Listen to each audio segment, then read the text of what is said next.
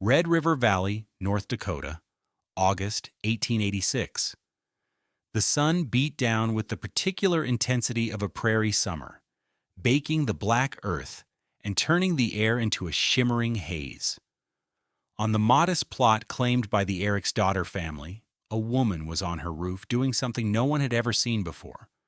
She was laying bricks of earth, heavy squares of sod thick with the roots of wild prairie grass, onto the freshly timbered rafters of her small cabin. Amos Breckett, the township clerk, pulled his wagon to a halt on the dirt track that passed for a road. He was a man whose authority came from ledgers and laws, and he viewed anything outside of established practice with deep suspicion. He watched Sigríður Eiríksdóttir heft another 50-pound slab of turf into place, her movements economical and sure. "Caleb, you're the carpenter," Breckett said, not bothering to lower his voice. "You ever see madness like that?" Caleb Vance, a man who had built half the cabins in the county, leaned against the wagon wheel and shook his head slowly. "Never. A roof is meant to shed weight, Amos, not invite it. She's laying a field up there. Come the first heavy rain, that soil will turn to mud. Come the first freeze, it'll be a block of ice. She's building her own coffin." They watched for another minute as Sigríður's husband, Leifur, passed another piece of sod up to her. She placed it with the care of a stonemason, fitting its ragged edge against the last. To the men on the road, it was the definition of foolish immigrant ignorance. They saw a woman piling dirt on her house, inviting the very elements a roof was meant to defeat. The mockery was quiet at first, then it grew into a low murmur of certainty that spread through the settlement. The Icelandic woman was building a house that would bury her. What did this Icelandic turf house builder, a woman from a land of volcanic rock and subarctic winds, understand about thermal mass that the most experienced prairie carpenters had missed? This story is about more than just an unusual roof. It's about a forgotten law of physics that can mean the difference between freezing in the dark and surviving in warmth. I promise you, by the end of this, you will understand how a simple layer of earth can outperform the thickest log walls, and why sometimes the oldest knowledge is the most powerful.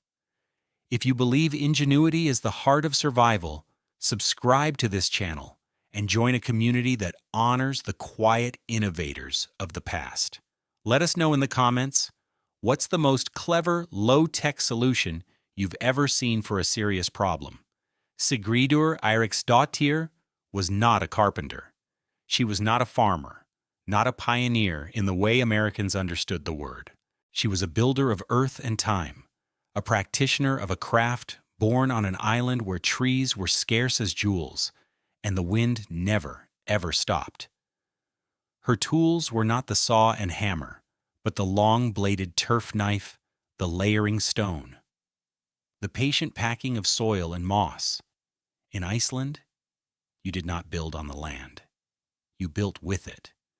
You pulled its grassy cloak up over your shoulders and let the sheer mass of the planet shield you from the gales that swept down from the Greenland ice. She, her husband Leifur, and their two children, John and Eileen, had arrived in North Dakota 2 years earlier, lured by the promise of rich, treeless farmland that reminded them, superficially, of home. They built a standard log cabin that first year, following the advice of their neighbors. It was a good cabin by local standards, with tight chinked logs and a cedar shake roof. And in it, they experienced a cold more profound and penetrating than anything Iceland had ever shown them. The Icelandic cold was a wet coastal beast, but the prairie cold was a dry, crystalline predator. It found every crack. That first winter, they woke to nails that had been pushed inches out of the wallboards overnight, forced out by the frost that had formed deep inside the wood. The rags they stuffed into the window frames for insulation were frozen as stiff as planks by morning, rhymed with the frozen moisture of their own breath. In the unnerving stillness of the cabin, their candles would gutter and flicker, dancing in invisible currents of air as the dense, frigid air outside found its way in, displacing the thin bubble of warmth from their stove. They burned through their entire woodpile by February and survived on the charity of others, a humiliation that burned colder than any wind. Sigríður swore they would not endure another winter like that. She was not a victim of the prairie, she was a builder, and she would build their survival. The problem wasn't the logs. The problem wasn't the chinking. The problem was the fundamental misunderstanding of the enemy. The conventional cabins of the Red River Valley were built to fight the cold, as if it were a visible intruder, something to be blocked by a simple wall. But the prairie winter was not a home invader, it was an ocean, and the cabins were leaky boats. The primary failure was a concept the settlers felt in their bones, but could not name: thermal radiation. A thin wooden roof, even one of cedar shakes, was a sieve for heat. The precious warmth generated by their cast iron stoves, warmth paid for with hours of chopping and hauling wood, rose to the ceiling and radiated straight out into the black, star-filled sky. The heat simply vanished. On a calm night, a man could stand 50 feet from his cabin and feel no warmth, yet the roof itself would be warm enough to melt the first snowflakes that fell upon it, a clear sign of the energy hemorrhaging into the atmosphere. The second failure was convection, driven by the relentless wind. The prairie wind was a thief that stole heat by force. It worked its way through the tiniest gaps in the chinking, around the ill-fitting door frames, and down the stone chimneys. Inside the cabins, this created a constant, imperceptible draft. The cold air pooled at the floor, chilling feet, and forcing families to live their lives huddled close to the stove. The Higgins family, neighbors a half-mile down the road, had 2 young children who were sick with coughs from November to March, a direct result of sleeping in a room where the temperature at floor level was often 20 degrees colder than at shoulder height. They burned wood constantly, a roaring fire that consumed oxygen and filled the cabin with a haze of smoke, yet they were never truly warm. Their cabin was a machine for burning wood, not for retaining heat. It was a battle fought and lost every single day. The settlers believed the solution was a bigger fire. Sigríður knew the solution was a better barrier. In the late summer of 1886, as the mockery of her neighbors settled into a kind of pitying consensus, Sigríður began the real work. Leifur had constructed the cabin's frame from cottonwood, a timber of last resort, but all they could afford. The walls were stout, the joinery sound. But the roof was where Sigríður's science began. The rafters were set at a steeper pitch than was common, not to shed snow, but to manage water within the earth she was about to place upon it. Her first layer, laid directly over the roof deck of rough-sawn pine boards, was the secret that none of her critics could see. It was a pristine membrane of birch bark. For weeks, she and Leifur had traveled to the river bottoms, carefully peeling great sheets of the waterproof bark from fallen trees. She laid them not in random patches, but overlapping like immense shingles, with the grain oriented to channel any potential moisture down and away from the structure. This was the raincoat. This was the part of the system that dealt with water. Next came the sod. Using her long-bladed turf knife, a tool she had brought with her from Iceland, she cut precise bricks from the prairie floor. Each brick was nearly 3 feet long, a foot wide, and 6 inches thick. The first layer she laid grass side down directly onto the birch bark. This created a dense, root-matted layer of pure soil that would meld together, forming a continuous mass. The second layer she placed directly on top of the first, but this time grass side up. These were the living bricks, the part of the roof that would heal itself, the roots intertwining to create a tough, wind-resistant hide. The work was brutal. Each sod brick weighed 50 pounds or more. It took them 2 weeks, hoisting and placing hundreds of them, until the cabin was covered in a seamless green and brown blanket, a full 18 inches thick. The structure groaned under the immense load, nearly 10 tons of earth, grass, and water resting on the cottonwood frame. It was then that Amos Breckett made his official visit. He wasn't just a curious neighbor now. He was the township clerk, a man with a duty to prevent foreseeable disasters. He walked around the strange-looking cabin, which seemed to be growing directly out of the ground. Its eaves were low and thick, and the roofline was soft, already sprouting blades of wild grass.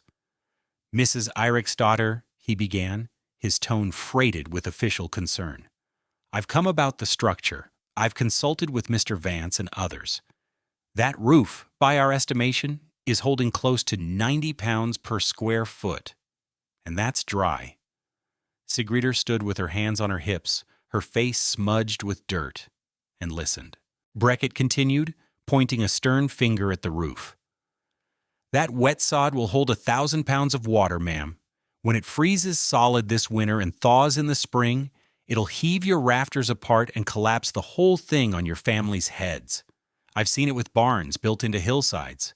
The frost jacks the foundations to pieces. For your own safety, I'm filing a structural complaint with the township. This is a hazardous structure." His argument was logical. It was based on sound frontier experience. It was also completely wrong. Sigríður looked at the roof, then back at the clerk. She gave her minimal, quiet response, the words that held the entire secret. "The bark will keep it dry," she said. Then she turned and went back to her work, trimming the edges of the sod along the eaves. Her labor was her only argument. To understand why Sigríður's dirt roof worked, you have to stop thinking of a roof as a shield and start thinking of it as a battery, a thermal battery. The principle at play is called thermal mass, and it's one of the most powerful and overlooked forces in nature. Thermal mass is an object's ability to absorb, store, and later release heat energy. A thin, lightweight material like a cedar shingle has very little thermal mass. When the sun hits it, it gets hot quickly.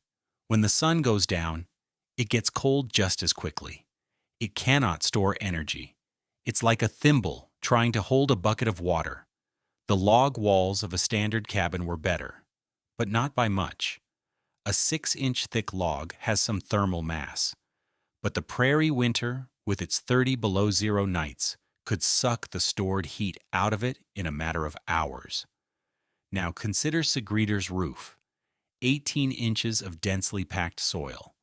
The total weight was over 20,000 pounds. This enormous mass of earth represented a colossal thermal battery. On a sunny winter day, even when the air temperature was a frigid 10 degrees Fahrenheit, the sun's rays would strike the roof.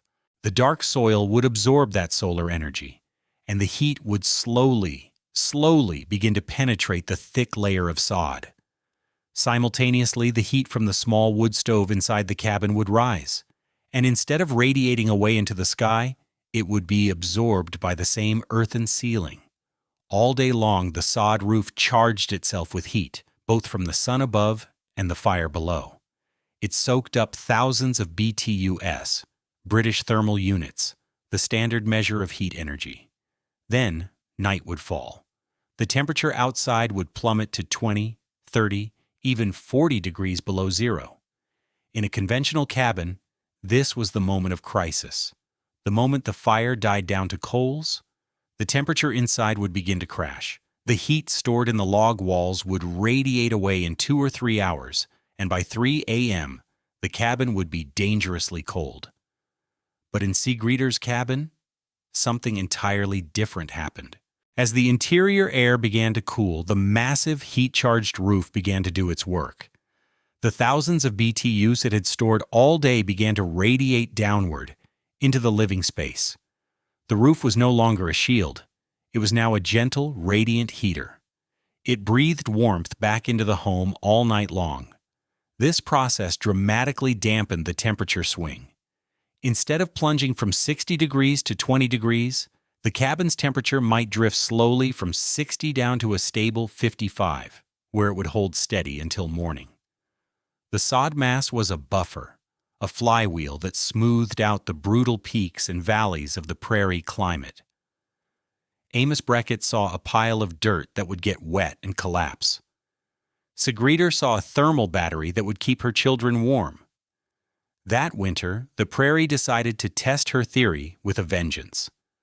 The cold snap began in mid-January and did not relent for 31 consecutive days.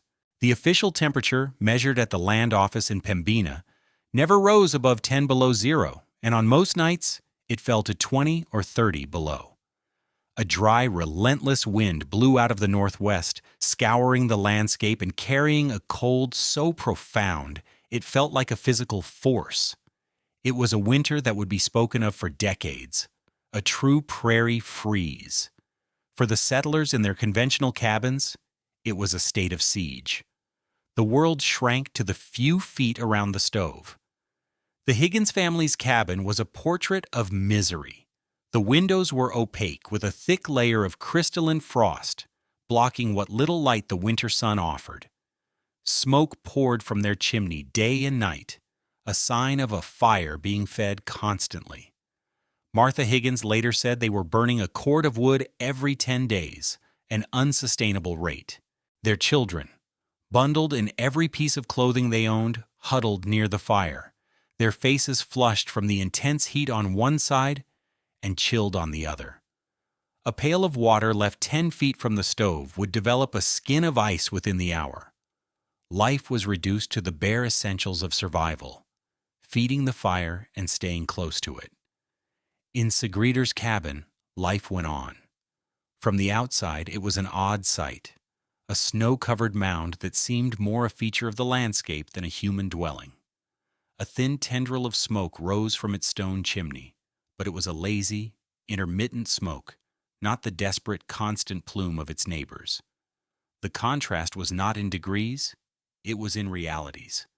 Inside Amos Brackett's own well-built cabin, the air away from the fire was a biting 18 degrees Fahrenheit. His wife complained that the ink froze in the inkwell on his desk. Inside Sigríður's home, the temperature held at a steady, unbelievable 58 degrees Fahrenheit, day and night. The small stove needed to be fed only a few logs every few hours. The rest of the heat came from the earth above them. The domestic warmth was proven not by a thermometer, but by the quiet hum of normal life. The smell of baking lauf abroad, the thin, patterned Icelandic bread they made for special occasions, filled the small space, a scent of celebration and plenty, utterly alien in a world where every calorie of heat was a treasure. One afternoon, a neighbor stopping by for shelter from the wind was stunned to see Eileen, their 6-year-old daughter, sitting on the floor, mending her doll's dress by the light of a single Stadium T chorus Weigbagin Dold's steady burning lantern. Her fingers were nimble and warm. She wasn't wearing a coat. In the brutal heart of a North Dakota winter, in a cabin with a roof made of dirt, a child was playing on the floor. It was impossible. The thermometer test was Amos Brackett's idea. He was not a malicious man. He was a concerned official and a proud builder who could not reconcile what he was hearing with what he knew to be true. The rumors of the Eiríksdóttir family's comfort were spreading, and they defied all logic. He proposed a neutral measurement, a test of pure fact to settle the matter. He would bring a reliable mercury thermometer, and they would measure the temperature in his own cabin, known as one of the tightest in the township, and then in Sigríður's. A respected farmer, Jebediah Smith, a man known for his sober judgment, would come along to witness. On the 25th day of the freeze, the 3 men made their way to the Eiríksdóttir plot. The wind was sharp, and the air was so cold it hurt to breathe. They entered Brackett's cabin first. The fire was well stoked. They placed the thermometer on a table 15 feet from the stove and waited. After 30 minutes, the reading was clear. 15 degrees Fahrenheit. It was cold enough that their breath plumed in the air. Then they walked the half-mile to Sigríður's home. Leifur welcomed them in. The moment they stepped through the door, the difference was staggering. It wasn't just warmth, it was the quality of the air. It was still, calm, and held a pleasant, earthy smell. There was no sense of a draft, no feeling of a cold floor. They placed the same thermometer on her wooden table, a similar distance from her much smaller stove. They waited again, drinking the hot coffee she offered. When Beckett picked up the thermometer, his face went blank. He held it up to the lantern light. Jebediah Smith leaned in to look. The mercury stood at 55 degrees Fahrenheit. A 40-degree difference? 40 degrees? It was a number so large it was meaningless. It was the gap between survival and comfort, between misery and life. Beckett was stunned into silence, but not yet converted. The number was a fact he couldn't deny, but his core objection remained. The thaw. The warmth was a temporary miracle, he thought, that would be paid for when the spring melt collapsed the waterlogged roof.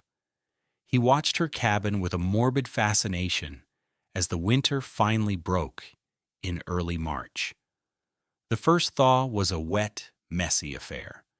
3 days of above-freezing temperatures turned the snowy landscape into a sea of slush and mud. This was the moment of truth. This was when the thousands of pounds of ice locked in her roof would turn to water and find its way through. Convinced he was about to witness a disaster he had predicted, Beckett walked over, unannounced. He felt a grim sense of duty, ready to help the family evacuate when the ceiling began to fail. Sigríður let him in.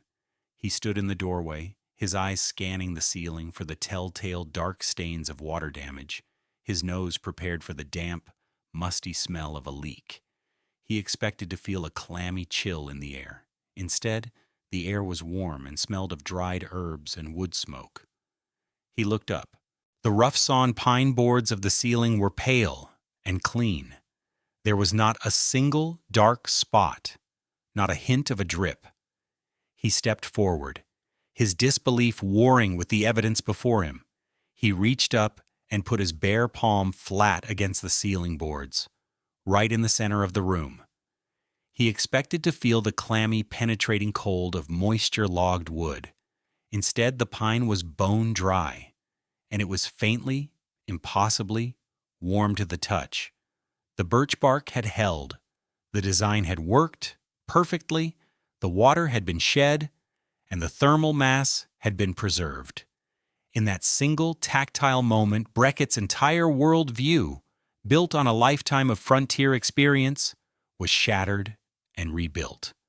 The proof was not in the number on a thermometer, but in the simple, undeniable warmth of dry wood under his hand. He lowered his arms slowly and looked at Sigríður, who was watching him with a quiet, knowing patience. He saw not a foolish immigrant, but an engineer of genius. He looked back up at the ceiling that held the weight of a meadow. "Ma'am," he said, his voice full of a new and profound respect, "you didn't build a roof. You built a hillside." Amos Beckett became Sigríður's most vocal and important advocate. He went directly to the township office and publicly withdrew his structural complaint, declaring the Eiríksdóttir cabin to be not a hazard, but a marvel. But he didn't stop there.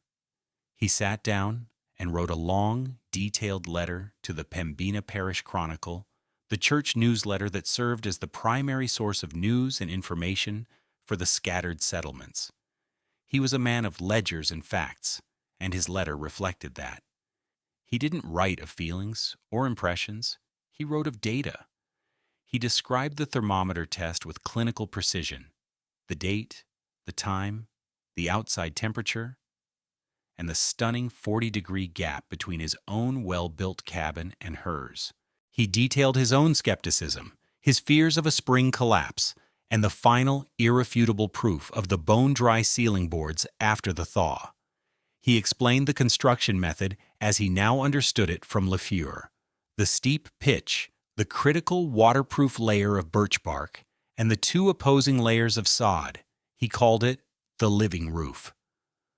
The story was compelling because it came not from the immigrant inventor, but from the converted skeptic, the respected township official. The newsletter was circulated widely, passed from hand to hand at church services and general stores. Soon the story was picked up by similar parish publications in 4 neighboring counties. By the following autumn, the landscape of the Red River Valley began to change. 7 families in their local township, including the Higgins family, tore off their old shingle roofs and spent the late summer building their own living roofs under Leifer's guidance. The next winter, they reported burning less than half the firewood they had used previously. The quiet Icelanders' idea, once an object of ridicule, was becoming the new standard for survival. Sigríður Eiríksdóttir had no language for concepts like R-value or the thermal flywheel effect. She couldn't have calculated the thousands of BTUs her roof stored and released. But with tools of intuition, tradition, and observation, she had built a perfect example of what modern building science would come to call a green roof or a living roof. A century later, architects championing sustainable design would use computer models to prove the incredible energy efficiency of placing a large thermal mass, a layer of earth, as insulation. Her sodden bark system anticipated the principles of modern high-performance building: a perfect air barrier, a continuous insulation layer, and the management of thermal energy over time. She was 100 years ahead of her time, using nothing more than the dirt under her feet and the bark from a fallen tree. The frontier mind often saw the natural world as an adversary. Winter was an enemy to be walled out, the wind a force to be battled, the cold a siege to be endured. Success was measured by the thickness of one's walls and the height of one's woodpile. It was a philosophy of brute force opposition. Sigríður's wisdom, born of a much older and harsher land, was different. It did not seek to fight the environment, but to partner with it. Her roof did not futilely resist the cold. It actively engaged with the day and night rhythm of the winter world. It understood that even on the coldest day, the sun offered a gift of energy, however meager. Her roof was designed to accept that gift, to hold it deep within its earthen mass, and to give it back when it was needed most. The best roof, she knew, doesn't fight the winter. It absorbs it. It doesn't defeat the cold. It simply remembers the warmth. Thank you for joining us on this journey into the past.